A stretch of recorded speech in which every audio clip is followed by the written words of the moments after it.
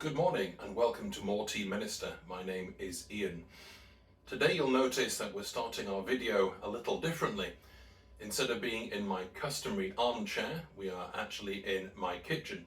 And I haven't spent the last half hour desperately trying to shove everything that might be in shot out of the way to make the kitchen look half decent. I don't want you to have that idea in your mind at all. The reason we're here is to do with how today's tea is to be prepared. Or to be precise, it's one of the ways in which today's tea can be prepared. So let's start by talking about what our tea is, and then we'll end up explaining why we're in the kitchen.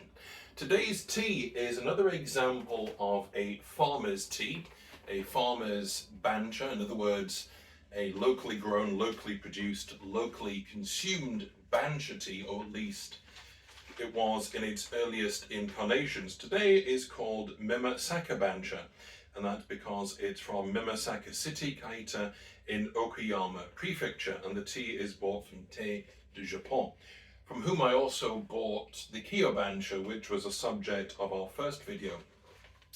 I don't usually talk too much about the packaging, but I'd like to talk about the packaging for this.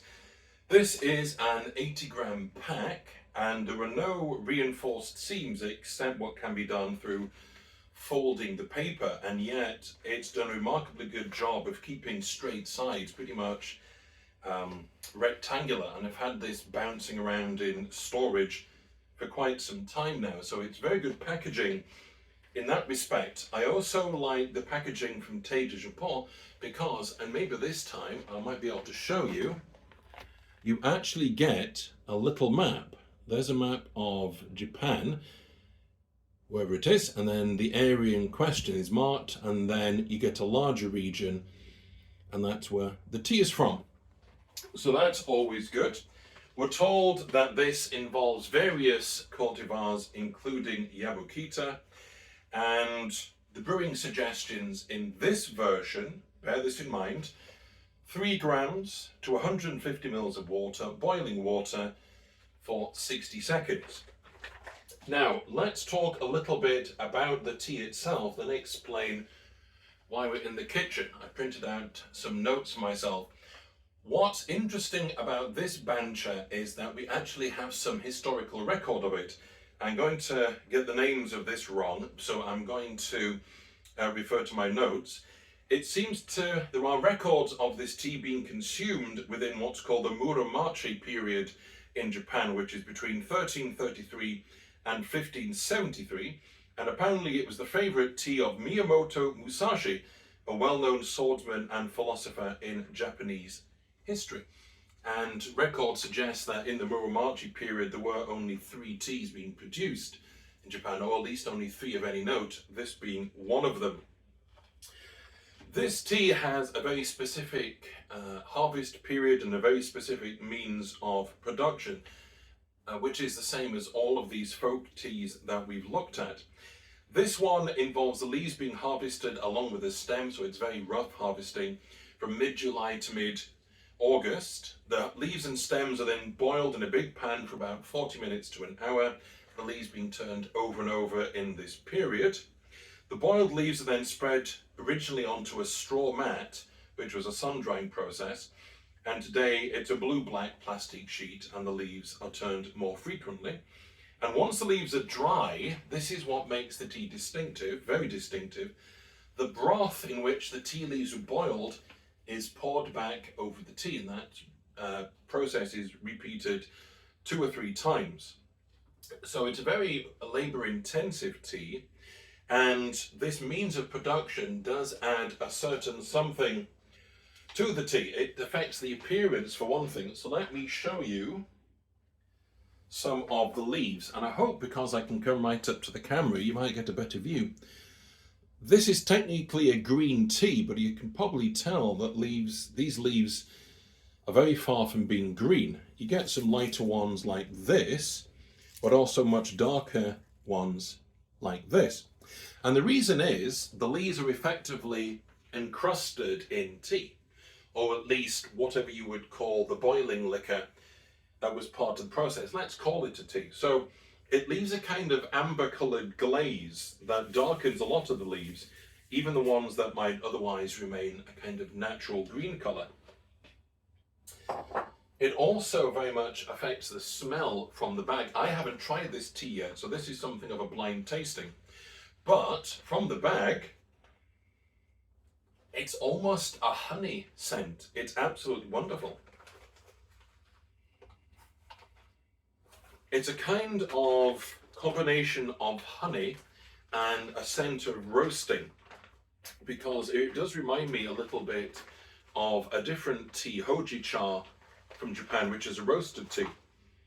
So yes, it's a lovely sort of honey roasted sweetness, and that makes the tea very interesting indeed. Now, I'm going to tell you the brewing instructions from Thé de Japon. Their brewing instructions, just to repeat: 3 grams of tea to 150 mils of water, 100 degrees centigrade for 60 seconds.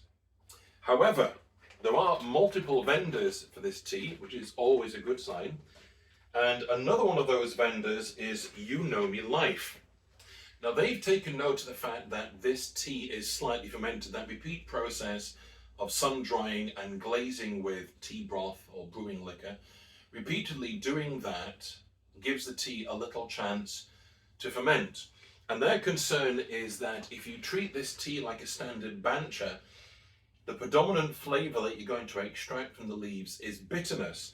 So they've got a slightly different way of doing it, which is 5 grams of tea, 8 minutes, 2 cups, which is about 300 to 350 mils of water. So you place the leaves in boiling water and you brew for 8 minutes. In boiling water, you're basically boiling it for 8 minutes. So that's what we're going to do here. So in this pan here, I've got 700 mils of water, because I want to make sure there's enough that you'll be able to see it in one of our jugs. And once that water's boiling, I'm going to brew the leaves in that manner. And then just before we record the next part of this video, I'm going to brew the leaves in the manner recommended by Thé de Japon. And then we'll do a simple compare and contrast and see which of those we think is best, and also just to explore what the flavour is like, because I don't know. So I will see you in however long it takes to brew this tea. See you soon. Welcome back to More Tea Minister.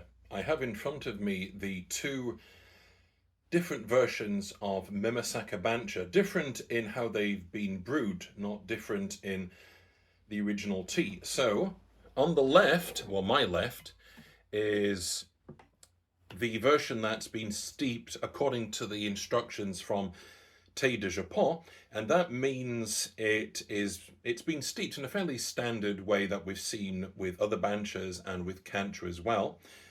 And on this side, it's been brewed in a way that, according to Yunomi.life, takes into account the fact that it's slightly steeped. The concern being if you don't, slightly fermented.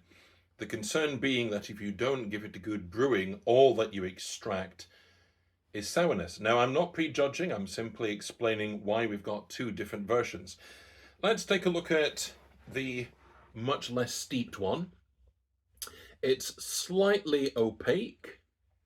The colour is a sort of murky bronze, I think that's fair to say. I'm holding it up so I can see it through light. Can I no, it's pretty much opaque. I can't see my own hand. This version is very definitely opaque. I know there's more of it, so that affects how the light gets through it. So let me put them side by side, see if that helps. The one on my right, the much fuller one, is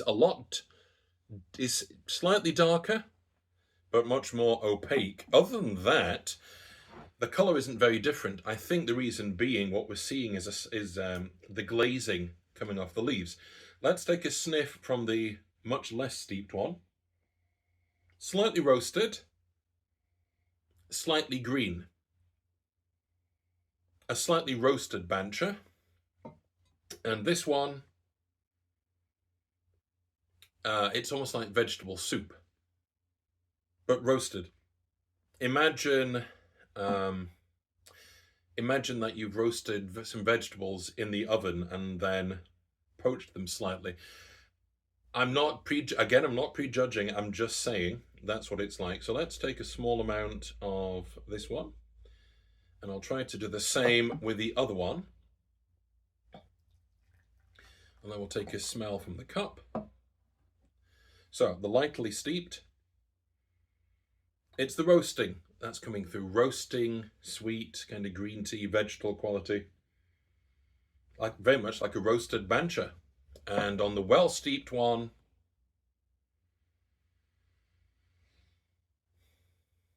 roasted vegetables. So let's take a drink from the slightly steeped one. I'm sorry for kind of smirking. I'm not prejudging. I'm just laughing at the only words I can use to describe it.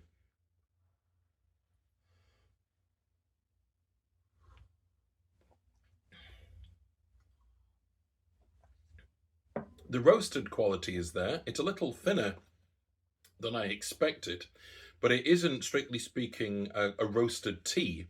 It's really more of a sort of bonus over. Imagine a slightly roasted quality overlaid over a bancha, and that's what you have. It's very smooth, very easy to drink, and our very thoroughly steeped one.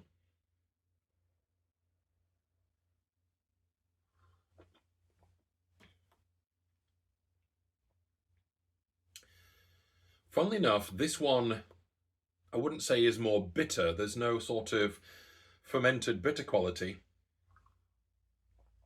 but it's very intense. Both the roasting quality is intense and the vegetable quality is very intense as well.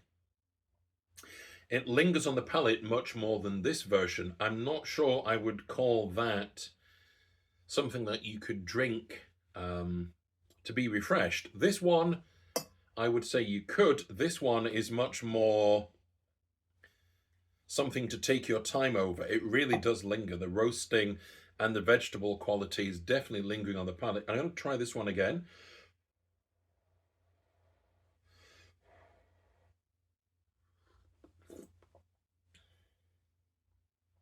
I feel you could almost put that in a bowl and eat it with or eat it with a spoon, depending on how you think about it.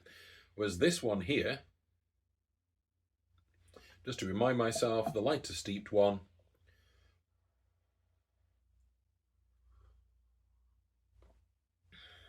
much more refreshing, much more balanced, I would say. So let's try what we can for a recommendation. Can I recommend Mimasaka Bancha full stop? I can. It's very enjoyable. This version, personally, I would go for if you want to be refreshed. That's what I noticed with Kyo Bancha and with Akemi-san's Kancha. Very refreshing. The addition of that top note of roasting means if you like hoji cha and you want to move a little outside your comfort zone, then I might recommend that for you. If you want something very intense, very dark, something that you can ponder, if that's not too pretentious a word, something you can take your time over. In fact, it's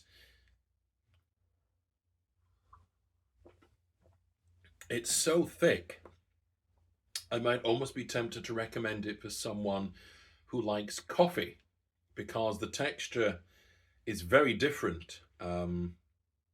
I know a lot of people who like coffee don't like the thinness of tea. It's certainly not that. How easy is it to make? Well, both versions weren't too bad. The boiled one, you need to be in your kitchen for 8 minutes boiling it. The other one is a simple steeping. So you can decide whether one of those or the other is whether the game's worth a candle. I've seen Mimasaka Bancha available from at least 3 different vendors and in different farmers as well, I believe. So on that basis, it's 3 out of 3. If you want to be refreshed, then a more traditional steeping from Mimasaka Bancha, or more familiar to us.